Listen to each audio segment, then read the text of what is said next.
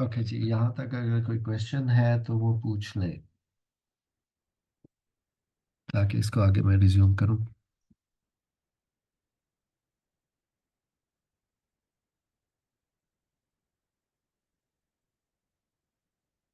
जी, अब हम चल रहे हैं पहली एक ऐसी कंडीशन की तरफ जिसमें, एक मिनट, क्वेश्चन है जी। बिल्कुल करना था, लेकिन ये टॉपिक कवर नहीं हुआ। टॉपिक कंप्लीट करके फिर उसके बाद पेपर 2 को ऐसा करते हैं, कल पे पेंडिंग कर देते हैं। कल दोनों टॉपिक्स फिर पेपर 2 के कर लेंगे। ठीक है जी, ये कंप्लीट नहीं होगा तो ब्रेक आ जाएगी, तो फिर आपको समझ नहीं आएगी। बस इसमें किताब में तो डिटेल कम ही है, लेकिन सिंपल सी बात यहाँ पे ये रखी जाएगी कि एक एक हम जो हाईएस्ट टाइड्स जो मंथ के होते हैं, उनको हम नीप टाइड्स का नाम देते हैं। और नीप टाइड्स जो हैं ये चांद की 2 तारीखों पे पॉसिबल है। वो दो तारीखें कौन सी हैं, उन 2 तारीखों का रेफरेंस क्या बनता है? तो उसमें बहुत सिंपल सा रूल आपने जहन में रखना है कि जिस वक्त चांद, सूरज और ज़मीन एक लाइन में आ जाते हैं, तो उस वक्त चांद और सूरज की जो ग्रेविटी है वो एक्चुअली रे इन्फोर्स करती है एक दूसरे को। और उस री इन्फोर्स्ड ग्रेविटी की वजह से हाई टाइड्स क्रिएट होते हैं, या महीने के सबसे ऊंचे टाइड्स जो हैं वो कॉज होते हैं।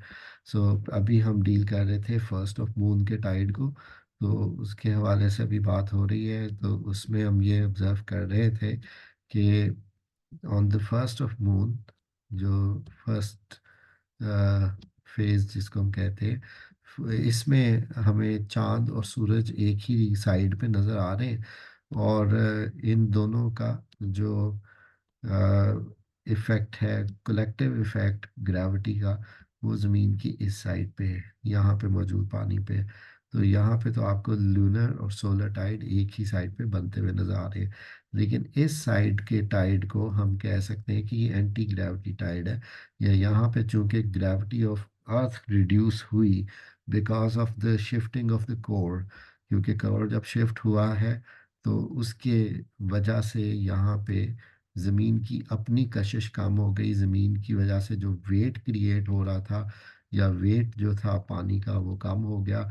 वेट कम होने की वजह क्या है? क्योंकि वेट का फॉर्मूला यहाँ पे हमने पहले बात कर ली है कि इट इज़ एक्चुअली m/g। अब मास ऑफ वाटर यहाँ पे कम नहीं हुआ, लेकिन जी की वैल्यू ज़रूर कम हुई है। ज़मीन की अपनी अट्रैक्शन कम हुई है, जिसकी वजह से ये पानी जो है ये थोड़ा सा रेज हो जाता है, या हाइट गेन कर ले। ठीक है जी। तो नंबर 1, फर्स्ट ऑफ मून को हाईएस्ट टाइड कॉज होगा इस वक्त सूरज और चांद कलेक्टिवली अट्रैक्ट कर रहे होंगे पानी को एक साइड की तरफ। दूसरी कंडीशन जो है वो 14th ऑफ मून की है। उसमें ये न्यू मून एग्जिस्ट नहीं करेगा। ठीक है जी, न्यू मून नहीं होगा। और जो 14th का मून है, that will be on the opposite side.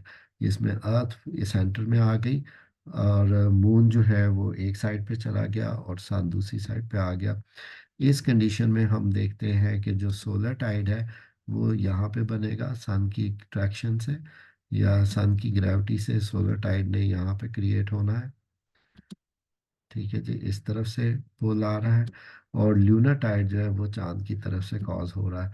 लेकिन अब जो कोर की शिफ्टिंग है उसके बारे में बताइएगा कि वो कहाँ पे शिफ्ट होगा। कोर शिफ्ट होगा टुवर्ड्स द मून, लेकिन relatively कम शिफ्ट होगा। जैसे वो पहली को कम हुआ, तो पहले शिफ्ट हुआ था, पहली तारीख में वो ज़्यादा शिफ्टिंग थी towards the sun and moon, क्योंकि दोनों एक साइड से पुल कर रहे थे। सो यहाँ पे जो कोर की shifting है, that is relatively less but it is towards the moon। तो उसकी वजह से ये होता है कि यहाँ पे थोड़ा सा ये मून के टाइड्स को रिड्यूस करेगा, इधर से सोलर टाइड की हाइट थोड़ी सी इंक्रीज हो जाएगी, और फिर एक बैलेंस आ जाएगा। तो ये फिलिप लेक की आपको जो किताब कल शेयर की थी, इसमें से अगर आप टाइड्स को पढ़ेंगे तो इसमें आपको टाइडल थ्योरीज भी मिलेंगी। ठीक है जी, उसमें इक्विलिब्रियम थ्योरी को अगर बेस बनाया जाए तो फिर ऐसी कंडीशंस जो है वो अप्लाई होती है। ठीक है। नेक्स्ट जो अब दो हैं, अब इसको हमने क्या नाम दिया कि ये कंडीशन है जिसको किताब ने एक लाइन में कंप्लीट कर दिया। उसने लिखा है कि ये नीप टाइप कंडीशन है when the earth, sun and moon line up. ठीक है जी, एक लाइन में आ गए, चाहे वो पहली थी चाहे वो 14वीं तारीख थी। तो इसमें महीने की 2 दिन ऐसे हो गए जिसमें टाइड्स की हाइट मैक्सिमम थी, हाईएस्ट टाइड्स कॉज हो गए थे। ठीक है जी। उसके बाद दूसरी तरफ हम देख रहे हैं, ये 7वीं और 21वीं तारीख की कंडीशंस हैं। इसको हम, सॉरी, नीप टाइड जो है ये ऑपोजिट लिख दिया। इसको हम लिखते हैं स्प्रिंग टाइड और दूसरे को लिखते हैं नीप टाइड।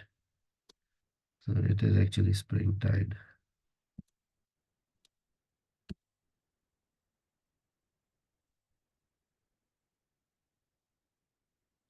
हाईएस्ट टाइड्स को स्प्रिंग टाइड, और यहाँ पे अब आएगा लोएस्ट टाइड जिसको हम कहते हैं नीप टाइड्स।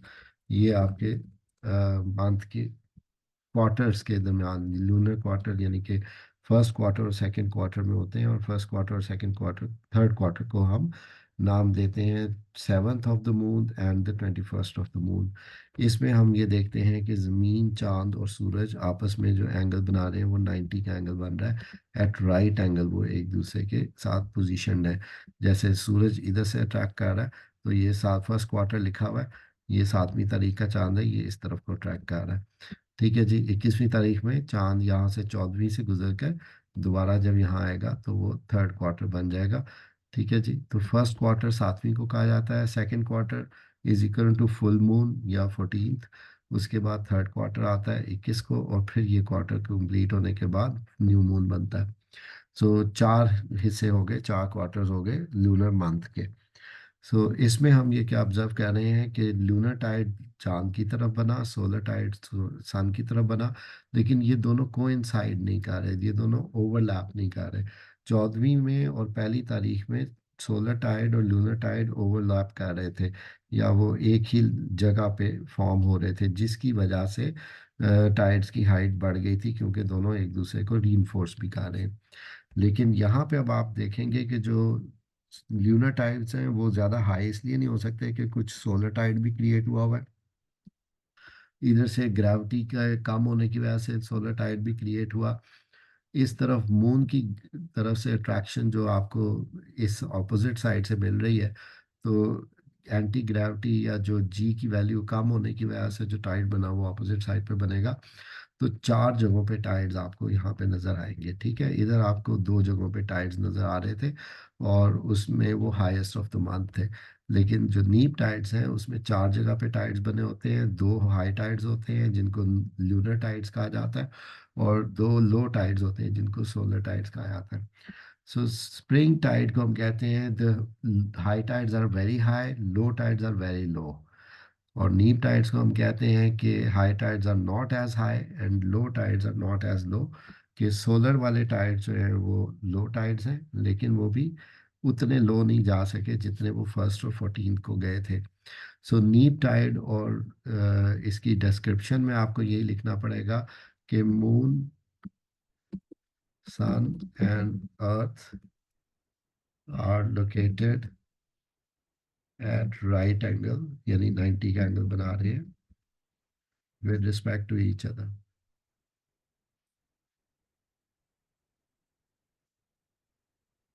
ठीक है जी। इसकी वजह से जो अट्रैक्शन है, जो सोर्सेज ऑफ ग्रेविटी है, चूंकि वो डिफरेंटली लोकेटेड है, अकॉर्डिंगली हाइट ऑफ टाइड जो है वो कम रहेगी। ठीक है जी। इन बिटवीन हर दिन टाइड आएगा, twice daily rise and fall का कहा था। तो मतलब एक मर्तबा तो जब सूरज आपके सामने है तो टाइड आया, लेकिन दूसरी दफ़ा 12 घंटे के बाद जब सूरज ऑपोजिट साइड पे पहुंच जाएगा तो भी एक टाइड आएगा जो एंटी ग्रेविटी टाइड होगा। तो इस वजह से हम कहते हैं कि दो टाइड्स दिन में गुजरते हैं हाई टाइम के, और दो टाइड्स गुजरते हैं लो टाइम के। ठीक है जी। यहाँ पे आप इसको ऑब्जर्व कर सकते हैं, येलो कलर के शेड में सोलर टाइड है, सन की तरफ ही होगा, और एक उसके ऑपोजिट होगा।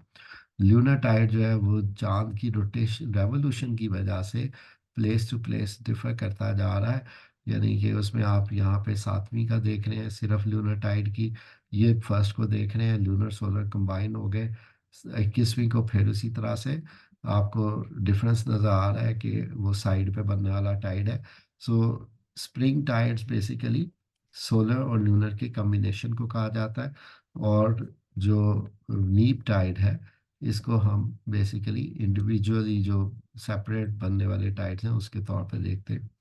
अगेन आपने डायग्राम जो बनाना है वो ये बनाना है। अब ये वाली बात जो है ये नीप टाइड की है, फर्स्ट क्वार्टर और थर्ड क्वार्टर ऑफ मून पे एप्लीकेबल होगा।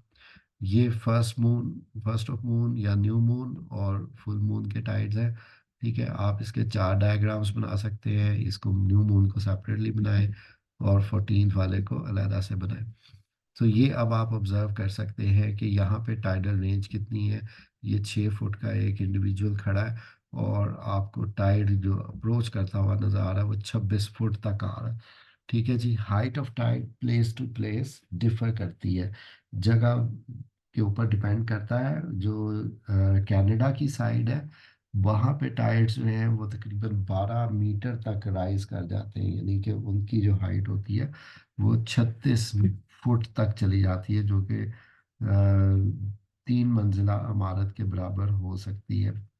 ठीक है, हवाईन आइलैंड्स पे आपको टाइड्स की हाइट जो मिलेगी वो सिर्फ 18 इंचेस की मिलेगी, 1.5 फुट ऊंची टाइड आपको मिलती है। अब उसकी वजह क्या है? उसकी बेसिक वजह ये है कि अगर टाइड के सामने कोई रुकावट होगी, टाइड के सामने कोई हिंड्रेंस होगी, जैसे कनाडा की कोस्ट लाइन है तो वो टाइडल मूवमेंट या पानी के आगे एक रुकावट बनती है, और उसकी वजह से पानी ज़्यादा मिकदार में उसके साथ रुकता है, उसकी हाइट बढ़ जाती है। हवाईन आइलैंड्स आगे रुकावट नहीं बनते, टाइडल वेव जो है या टाइडल जो फ्लो है वो इर्द गिर्द से गुजर जाता है, हिंड्रेंस नहीं होती, तो टाइड की हाइट कम रहती है। ठीक है, तो बेसिक जो टाइड की height place to place differ कर रही होती है वो अलाइनमेंट ऑफ कोस्ट लाइन और उसके साथ साथ उसकी ब्रेथ और उसका एरिया उस पर डिपेंड कर रही होती है। ठीक है जी, यहाँ पे आप ये कैनेडियन साइड या ऐसा कोस्ट लाइन जो टाइड्स की अप्रोच को रेजिस्ट करता हो या उसके सामने रुकावट बनता हो, आप उसको देख सकते हैं कि कितनी ज़्यादा हाइट वो टाइड गेन कर रहा है। जी, ये क्लियर हो गया?